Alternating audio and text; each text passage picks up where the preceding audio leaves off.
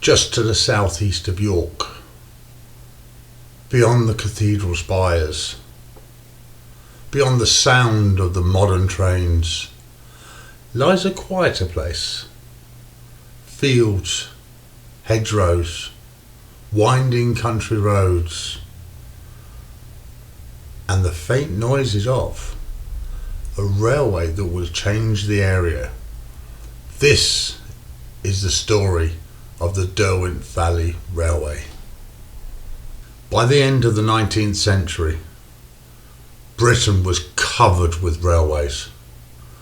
Main lines connected the cities, branch lines connected to the villages and towns, and steam trains were the heartbeat of the country.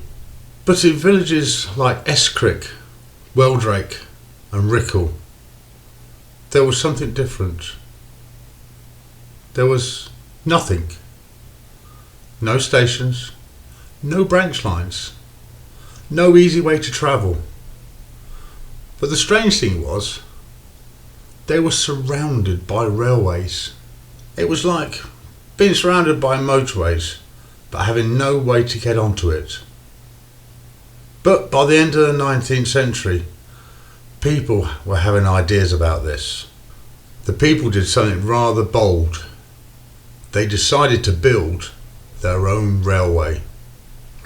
Now, fortunately, around about this time, a new act came into force, the Light Railways Act of 1896.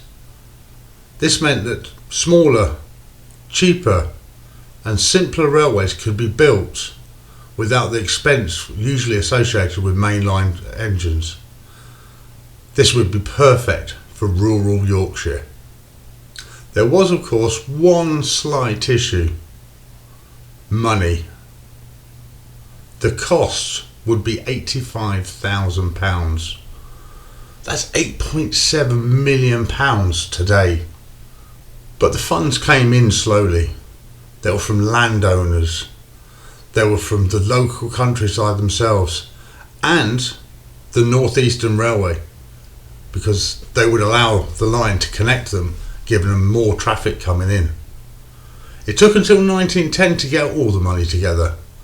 It wasn't quick, but they were definitely determined for it to happen. The railway was finally started to be built in 1911. It would run from Layerthorpe near York right down to Cliff Common. There would be no sweeping viaducts. It wasn't a grand railway. No grand stations. This was practical. Built for farms, for villages, and for everyday life. It started off carrying freight first in October 1912, but then the big day happened. On the 19th of July 1913, the railway was finally open for passengers. And it wasn't owned by any grand lord or the chairman or anyone like that. It was opened by Lady de Moura, the chairman's wife, because in Edwardian England, this is how things would be done. When the passenger services started, this was life-changing for many people. In fact, a report at the time said that it would be an epoch in the lives of the local people. They could now travel to York, to the surrounding countryside. They could get to markets on market day, but more than that, they could go further. They could go all round Britain. There was only one rule though: never on a Sunday. Just like many railways at the time, there was never trains on the Sunday. By 1915, passenger service had increased greatly. In fact, they were estimated to be carrying nearly 50,000 passengers a year. Part of the rise in these passengers could well be because this was during the First World War. The North Eastern Railway, which financed part of the railway, themselves used the line as a relief line to carry on, so they could use their lines for the more important trains for supplying the armies and stuff like that. But after the war, there became a new rival, as has been the case in many of these railways: the motorbus, the lorry. More flexible, cheap, and increasingly more popular. passenger numbers began to fall. By 1924, things were starting to get desperate for the Derwent Valley Railway. They tried an experiment to try and cut costs. They introduced rail buses.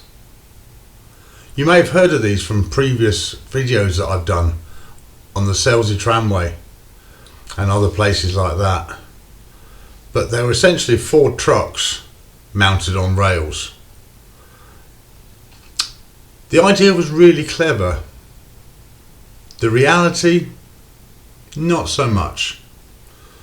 They were uncomfortable, noisy, and very unpopular. And then there was one slight design flaw. They could only drive one way. This meant that the Derwent Valley Railway had to install little turntables at the end so they could turn them round. This took longer and slightly more inconvenience on top of the other aspects that would go wrong with them.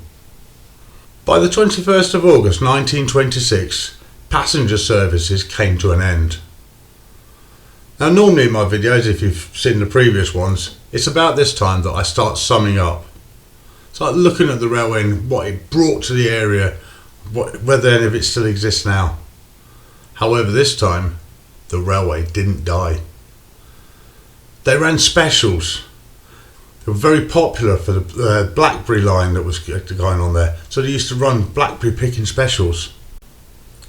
But it wasn't only this. There's the other side to the railway. One side that kept it going very well. Freight. There was farm goods, supplies, materials. Then came one unforgettable moment. There was a train that consisted of 66 wagons, but due to the lack of money that was coming in, there was poor maintenance on them and they started to seize up. There wasn't enough grease in the axle blocks. So the engine itself couldn't pull it.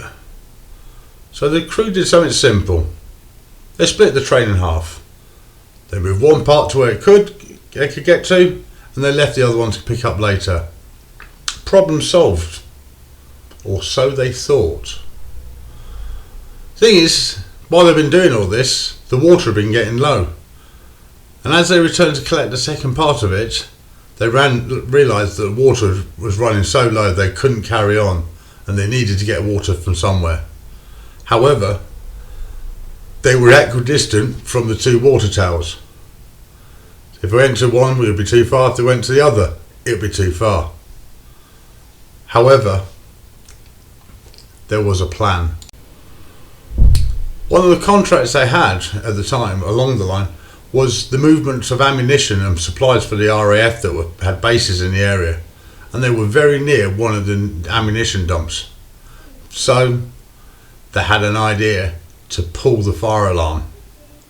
Knowing that it would be an ammunition dump, they knew the fire engines would be there as soon as possible to see what was going on, and they were indeed. It was about that time that the driver decided to explain the situation, and fortunately the firemen decided to take pity on the loco staff and they refilled the tanks for them. Problem solved, back on, got the train away. However, things could have been ever so slightly different if the fire crew hadn't been the way they were. But that's what it's like up in that sort of area of Yorkshire. Everyone's out to help, able to help each other. The Second World War brought new problems to them. For starters, maintenance on the track bed was severely restricted, so the weeds grew, hiding the railways. That way it's harder for them to target by the bombers. At the same time though, traffic increased. They had to supply new airfields like we said before. There was petroleum dumps, ammunition dumps. Weldrake had bombs moved to it, Merton had petrol, and fuel was delivered for the curiously named Operation FIDO. Altogether its full name, Fog Investigation and Dispersal Off. This was a little system used on the airfields at the time where they would burn fuel, creating very high air temperatures around the runways. This would help to disperse the fog so the fighters and bombers could keep flying whenever they needed to. And actually, there was also mustard gas stored up there, but thankfully never used. The 1950s were difficult. Farming changed. The lorries were still around and rail traffic declined. However, the Derwent Valley Railway adapted. They found new contracts. Timber from the ports, coal from the minefields and going out to the ports, oil for an oil storage refinery just near their railway, concrete from a quarry that was just down the road from them. And they even actively sought business, published their own newspaper supporting the farmers and so on. Then in 1965 something happened that dramatically affected them. They were no longer a through line, they were now a branch line. Their importance failed, and then in 1972 sugar beet traffic ceased. In 1972 the railway tried one final idea: tourist trains, bringing back the Blackberry lines that they kept them going for a little bit beforehand in the 20s. Steam returned, but it wasn't enough. The trains ran from 1972 to 1979, but it just could not keep up and keep the railway running. 22nd September 1981, the last train ran. 5 days later there was a final enthusiast special, and that was it. But the traces remained. Much of the line is now a cycle path, but at Merton, part way down the line still exists as part of the Yorkshire Farming Museum and still called the Derwent Valley Railway, and you can go on there still today. And at Skipworth, the station lives on, albeit as a home, but it lives on. And within that home, on this land, some of the railway carriages from the Derwent Valley Railway now are as holiday lets. The Derwent Valley Light Railway was never the biggest, it was never the fastest, but it didn't need to be. But it mattered. It connected people. It served communities. It adapted. It survived. It even dipped into property ownership, having an industrial estate. And even today, if you follow the line, you might just hear it, especially up around Merton, that faint echo of a whistle on the Blackberry line. So if you've enjoyed this journey through time, don't forget to like and subscribe and click that notification bell, and join us again for another rail ride in time, where we'll see where the tracks of time take us on our next exciting journey.